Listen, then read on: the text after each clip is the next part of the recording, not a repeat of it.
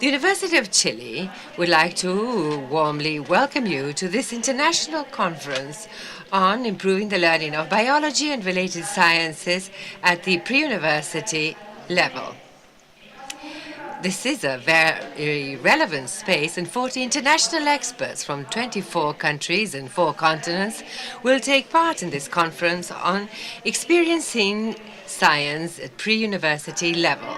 Through lectures and discussion roundtables, experts will share their education experience based on inquiry, accounting for the impact and improvement of student learning. The inaugural ceremony will be chaired by Enio Vivaldi Pejer, Rector of the University of Chile. He is accompanied by Adriana del Piano, Minister for Education, Dr. Rosa Deves, Vice Rector for Academic Affairs, Dr. Jorge Allende, National Award for Natural Science, and Alisa Gonzalez, Relab National Coordinator.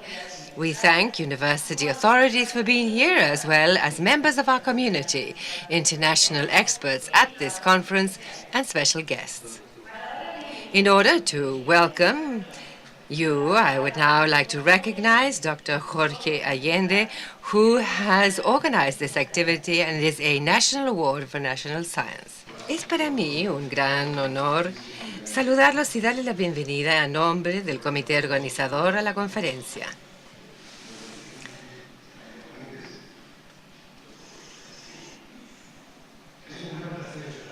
So, it is a pleasure to welcome you all. We are very cheerful because we've been able to bring together a significant number of people interested in science, and among those who are recorded in this in our country. Many are teachers of science or students in teacher learning in science, and the people with whom we're very interested in holding a dialogue and interacting. We're also very happy and grateful because we have gathered in this meeting 40 high-level international experts coming from 24 different countries and 4 continents. This means that we will be able to obtain from this conference a truly global opinion regarding the best way to get the boys and girls that attend schools from kindergarten to grade 12 interested in science and fascinated with the possibility to understand the universe and also to know better ourselves.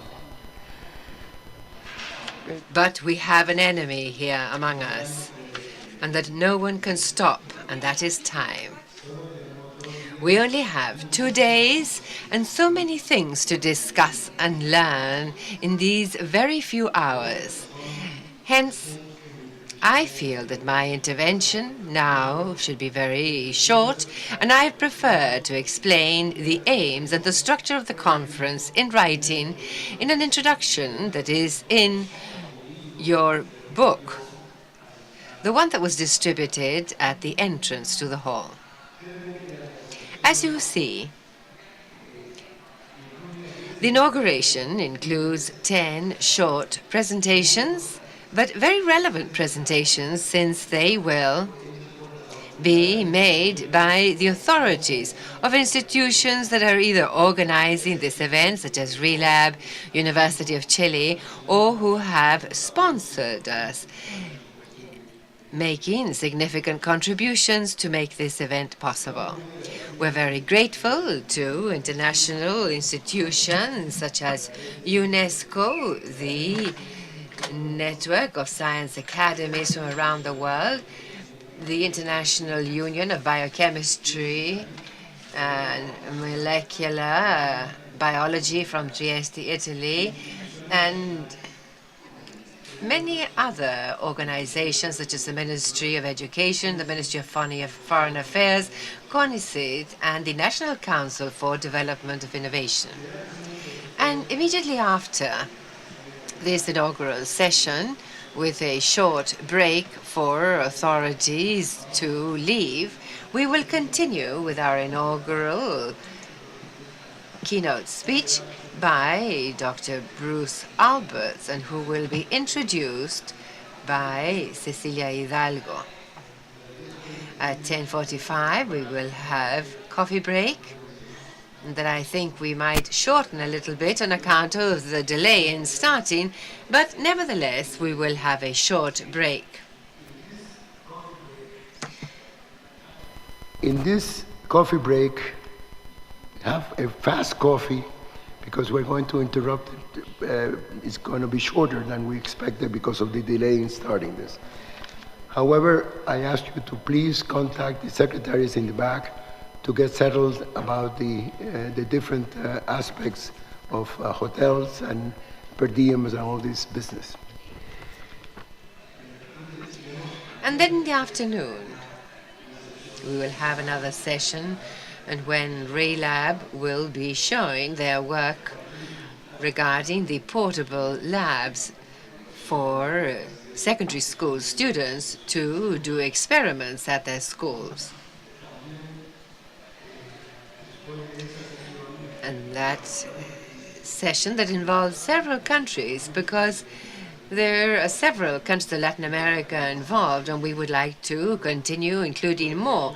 But after that,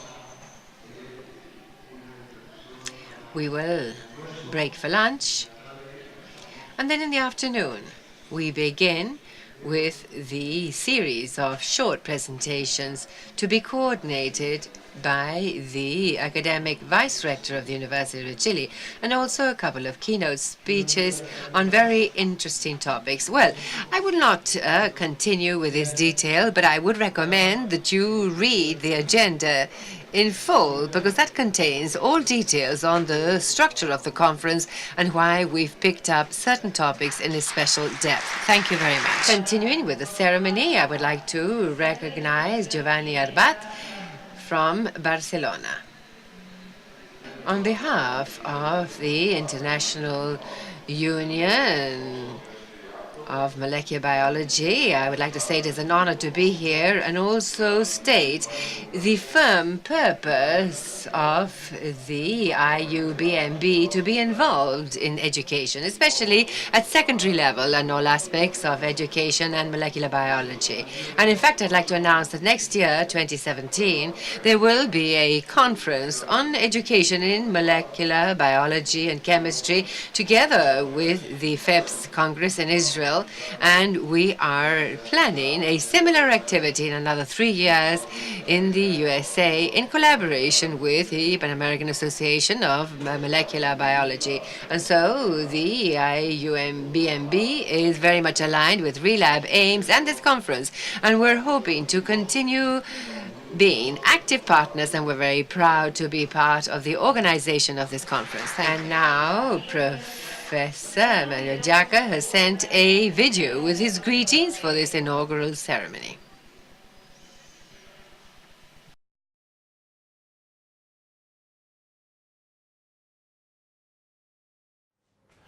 Dear authorities, dear meeting participants, ladies and gentlemen, very warm greetings from the International Center for Genetic Engineering and Biotechnology in Trieste, Italy, and many regrets for not being able to be there in person at this moment with you.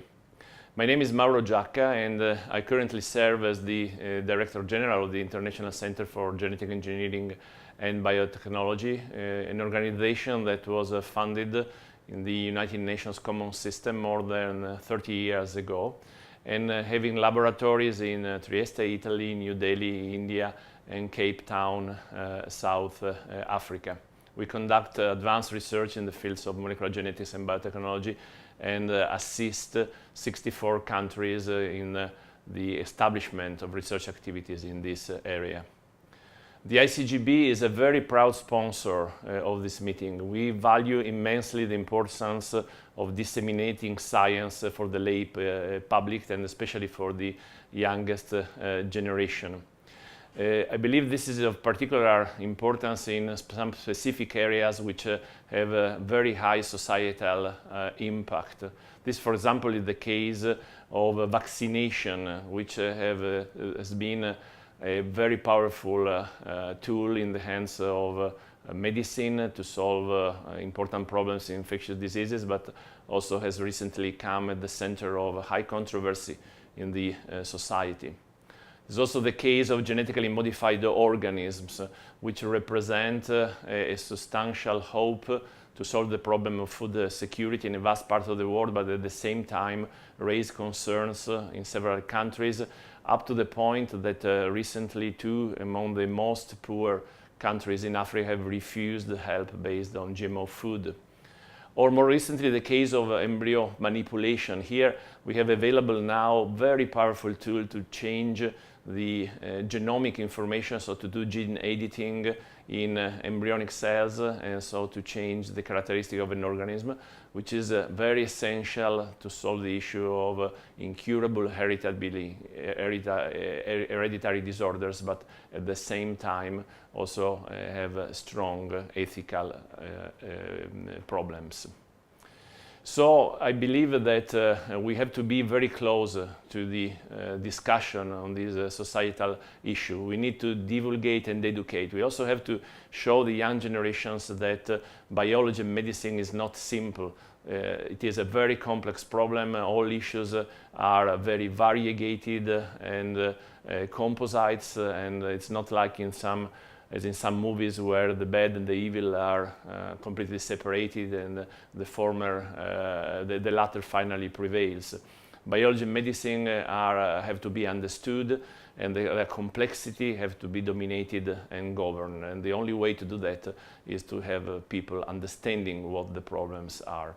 It is exactly in this spirit that I would like to convey to you, and in particular to Professor Jorge Allende, who has been very close to the ICGB and very instrumental to its international success over the last couple of decades.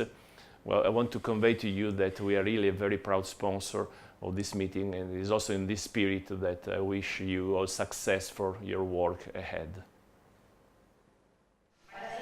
And to continue, I would now like to recognize Dr. Maria Alicia Gonzalez, Regional Coordinator for RELAB. And it is for me a great honor to welcome you on behalf of the Latin American Network of Biology on this conference on improving learning in biology and related science at pre-university level.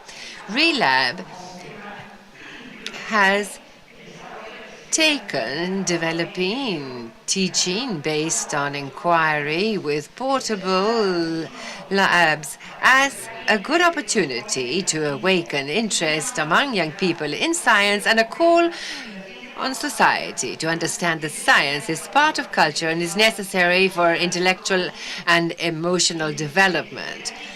Researching and understanding entails great pleasure, and the ability to ask and answer questions are absolutely necessary for the formation of an individual that knows and fully deploys their capabilities. Presentation of all this to groups of teachers and students has entailed a very creative and learning process, and a great interest, very enthusiastic by Dr. Allende, is a great stimulus showing the way ahead in a very committed manner. Science awakens great passions, and it is a tool that helps us to mature. In Mexico, when the university was inaugurated in 1910, 106 years ago, Justo Sierra, who gave the inaugural speech, rector at the time, gave a speech that has always motivated me deeply. And I would merely like to read to you one phrase, which was Justo Sierra's invitation to work more than 100 years ago. He said, "Teach to research and think, researching and thinking." I think that that is what we are doing by trying to teach with the inquiry-based system, creating these portable labs. And I think that at the end of the day, we are at least trying to continue these thoughts that were expressed by Justo Sierra so many years ago. And so I'm very pleased to be at this meeting, and all of you please feel very welcome. I think that this will be a fruitful event and a timely event, taking into account the moment that we're going through with RELAB. And students today are very interested thanks to these portable labs, and this is a new way of teaching science in a far more interesting way. Thank you.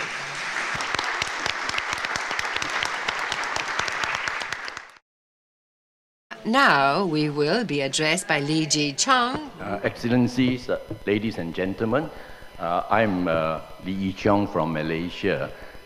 I represent the Inter-Academy Partnership Science Education Program Global Council. The Inter-Academy Partnership represents actually 110 National Academy of Sciences and 40 academies of medicine in the world. So it is the umbrella body of representing the top global scientific community of the world. In the IAP, there are two priority programs. One is advice to government, the other is science education. Basically, inquiry-based science education. The science education program of IAP is entrusted to the IAP Science Education Program Global Council. And I'm very grateful to Professor Jorge Allende and also to the Chilean organizers of this conference for inviting the IAP SEP Global Council to meet here. And we'll be meeting here on Saturday. But before that, we bring together old friends of Chile from the Americas, from Europe, and from Australia, and new friends from Asia Pacific region. And we hope that we would exchange experiences in inquiry-based education with Chile, which is, I understand, an outstanding country in the promotion of inquiry-based science education. You may know that the IAP SEP Global Council, the founding chairman was Professor Jorge Allende. On a more personal level, coming from Malaysia, Malaysia and Chile are members of the Trans-Pacific Partnership. And under the Trans-Pacific Partnership, TPP, there is a chapter in the agreement about capacity building and education. I'm here to try to stretch out across the Pacific Ocean between Malaysia and Chile to try to have inquiry-based science education under the TPP framework. Thank you very much. And now we will be addressed by Mr. Gonzalo Rivas, who is President of the National Council for Innovation for Development, CNID.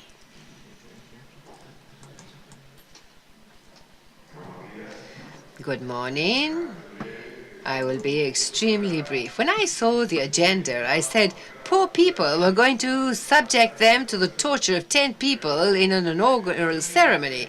But then I realized that perhaps this was merely a symbol, an expression of the tremendous ability that Dr. Allende has had to bring together a tremendous, not only national but international support network. And so I would like to take these few minutes to congratulate myself as a Chilean of having a person like Dr. Allende here who has been so decidedly pursuing and furthering science education in the country. So now I would like to recognize Cecilia Barbieri, UNESCO ORIAL representative to Chile.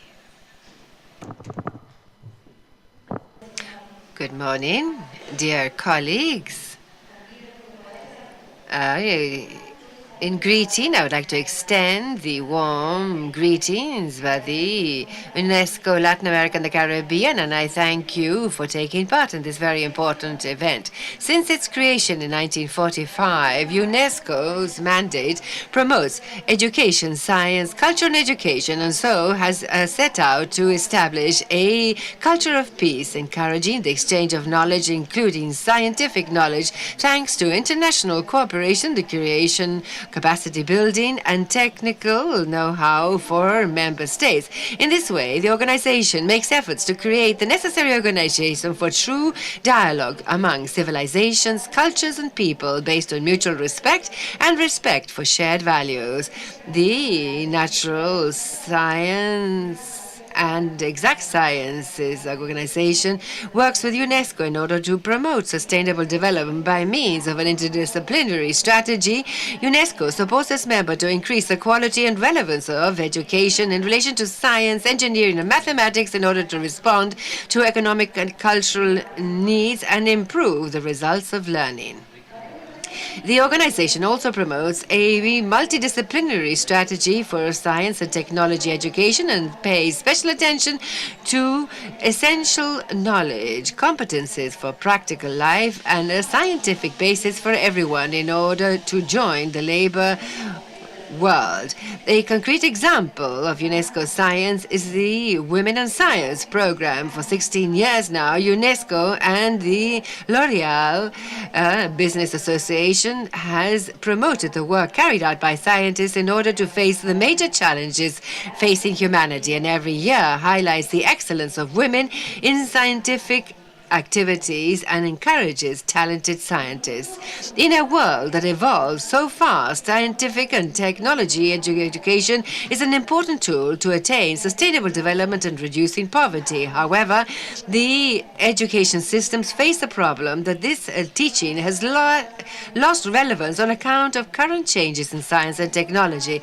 Hence, UNESCO recognizes efforts such as this international conference in order to pick up experiences, exchange knowledge, and deepen the way that scientific knowledge contributes to improve the lives of all people, with special emphasis on pre-university students. Ensuring that young people get involved in science in order to learn and create is the best way to achieve the sustainable development goals that the UN and countries of the world have committed to achieve. Please know that we will continue to accompany all of these efforts to build a society where knowledge replaces discrimination and mutual understanding can take the place of conflict, creating a true culture of peace. Thank you. Thank you very much, Mrs. Barbieri. And now we will be addressed by Professor Mario Amuy, President of the National Research Council of Chile. Good morning, everyone. I would like to thank Dr. Jorge Allende for this honor of making me part of this conference that addresses one of the major challenges of our country through its educators: how to strengthen scientific knowledge in the classroom. And the National Research Council of Chile, CONICET, we are deeply convinced that science reveals an each time broader and complex world, from which new opportunities arise, the possibility of placing our eyes on the horizon and dreaming of a better future for our society. According to this long-term viewpoint, back last year, in the final report by the Presidential Commission for Development of Chile, we aspire to progressive increase in public and private investment in science and technology that is each day more related to the concerns of our society and at the service of the major challenges facing the country. It is with this context that President Bachelet last January announced the creation of a Ministry for Science and Technology during her government term. This announcement was made within a much broader context that involves deep reforms to public education all the way from preschool and school education. It could be no other way, because the formation of scientists has to do with early childhood, when minds are full of questions and avid of answers. It is then that we must take the opportunity to encourage curiosity and promote the amazement of children and adolescents through scientific experimentation, turning the classroom into a scientific laboratory. Hence, it is a pleasure to be part of such a visionary conference. Along the same lines of this initiative, that the Explora CONICET program, directed by Natalia Mackenzie, is engaged in a deep thought. Since the start, 20 years ago, Explorer has brought science to the community through activities recognized as of informal education. Although the achievements have been great, we realize that in a way we have been lagging in the yards of extracurricular education. And so we're supporting science-based education based on inquiry and getting into the classroom and being an active part of how the Ministry of Education is devising the teaching of science in our country. Science is experimentation. It is asking questions. It is giving grounds and debating. Science, that is what we want to see in our classrooms in Chile. And so we're convinced that we must be part of the creation of tools for teaching, full of creativity, critical thought, and learning by doing. We did not want to get involved in the what to teach, but rather the how to teach it. The pilot project on culture, science, and technology and innovation is an example of our commitment. This initiative, collaborative work among various government organizations, and it is in response to a presidential mandate, allowing us to understand how the Explorer program could articulate all initiatives related to the dissemination of science, making them available to Chilean schools. We need to see the needs of teachers and connecting these to education initiatives that are non-traditional and support them in relation to the curriculum. On this occasion, non-formal education in the classroom or gets into the classroom and is no longer in the yard outside and is today becoming a support for captivating, mysterious teaching, creating unsuspected interest in children's minds. As Diego Golembeck said, science is a weapon charged with the future. That I have come to this inaugural ceremony accompanied by the Undersecretary for Preschool Education, the person responsible for curriculum at the ministry, and the person from the ministry's general directorate, because we understand that this topic, as the CONICET director was saying, is of key importance that has to do with science, with inquiry. But aside from all that, the scientific method, the way of working in the classroom and outside the classroom, extending the classroom space, should be something that permeates toward other disciplines, not only science, any other content that is necessary, that is important. In fact, through questions, by motivating curiosity, by being able to channel that knowledge, that wisdom is essential. And, as was said earlier, this conference comes at a very special time, at a time when education reform is in full sail. All efforts for preschool education that we're making, primary and secondary education that must take place with changes in relation to teachers, the creation of technical training centers, and so on. All of this must be accompanied and should be seen right now with the issues of quality in education. And it's the teachers, it's the leaders, scientists committed to a way of seeing things, a way of teaching, a way of learning that will allow us to make visible the main aim of any reform, in this case, good quality and equity. That is, at any school in the country, the smallest school, the most remote school, because geography in this country means that we are very much spread out, but that everywhere there should be a method for asking and finding answers that are relevant to the development of each community. I don't know if all children will become great scientists, but we must create a great scientific audience in the country. It's like with art. I don't know if all children will play the violin or the cello, but we must shape children that are able to appreciate music, of understanding it. And I think that that is the great task ahead. And at this inaugural ceremony, I would like to make 3 commitments as the ministry. First, we must have a single program for teaching science in schools, linking the Explorer experience and what the ministry is developing so successfully with the support of 13 universities. 2 efforts of this magnitude is not merely the sum of 2 efforts. It is creating a great country effort along the same lines of the creation of this Ministry for Science and Technology.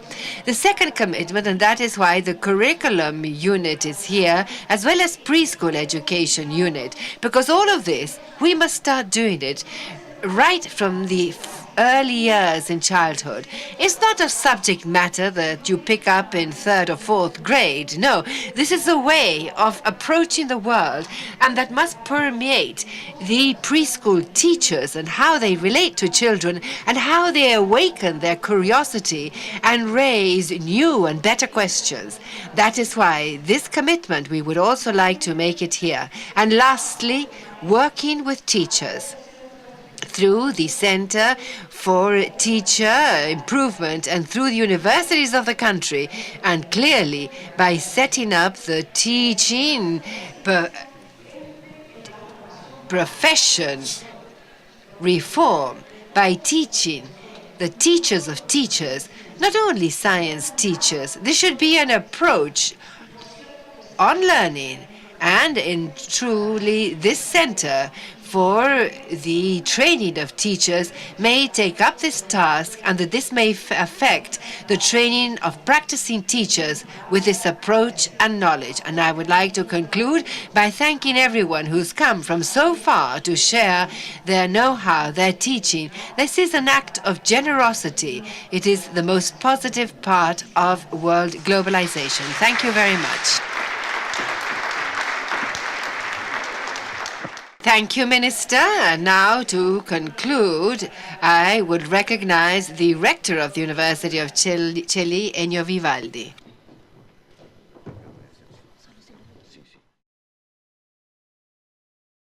Hello to all. A very warm welcome to all of you. And there's many institutions that made this possible. Jorge Allende, welcome, and the minister. These are important authorities in education. I'm going to be very brief. And if we can basically gather the spirit of what we're doing here and just highlight important issues.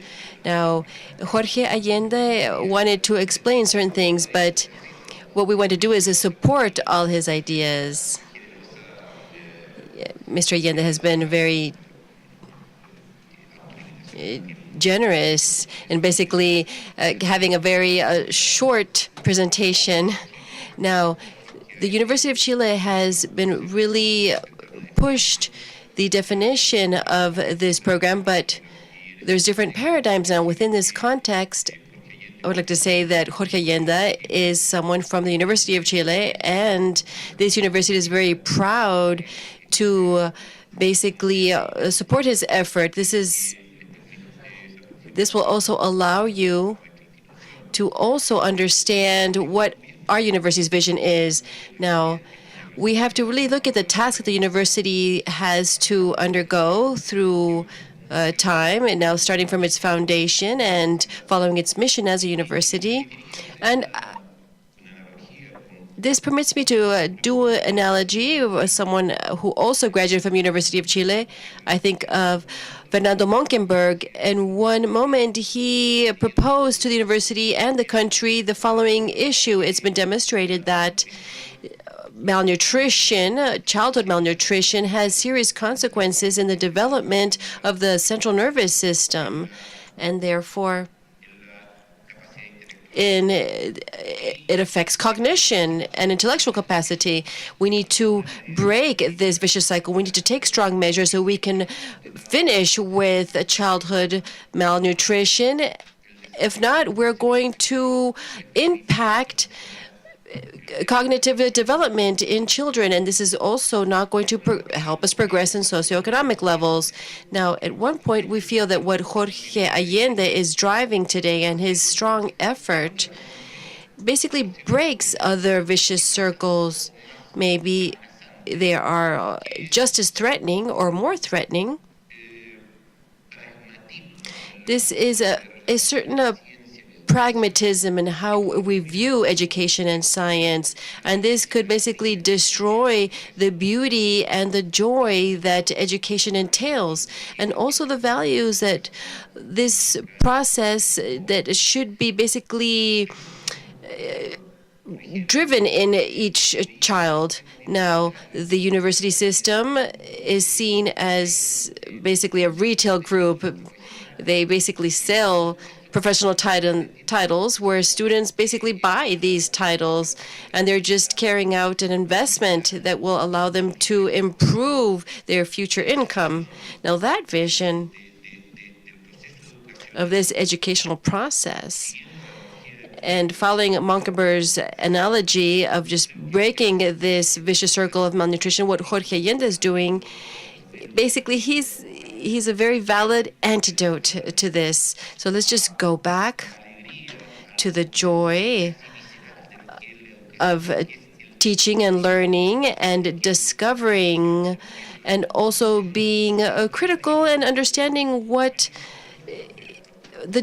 joy in learning entails. Now, when Jay Gould confessed that when he was introduced in paleontology, the concepts that he was acquiring and the ideas of imagining this world of thousands of years ago, it would produce basically gut feeling, which is very valid. There's a lot of emotion and joy in learning. There's something that just takes over your body when you understand something, when you are able to solve a problem. This basically defines us as being human. Now, what we do here in Chile, and the only reason why we have to thank your presence here, what's been done in Chile with public education is basically an experiment. It's an experiment, and this was initiated in the 80s through under the dictatorship regime, and it's still continuing in this experimental phase, and no ethical committee of biomedics would have allowed this, because it's basically biased the development of so many people, and we feel that we've just have been limited. There's been a massive limitation in people's development, so therefore it's very important to be brave, just as Jorge Allende has invited us to rediscover through this creative process, to understand fundamental techniques of how we can reach enlightenment and knowledge. And as I insist, one of the most important aspects that we can really highlight in order to combat this other trend that really threatens humanity in education, and I would like to also thank this intellectual philanthropy, which basically is encompassed in each one of you.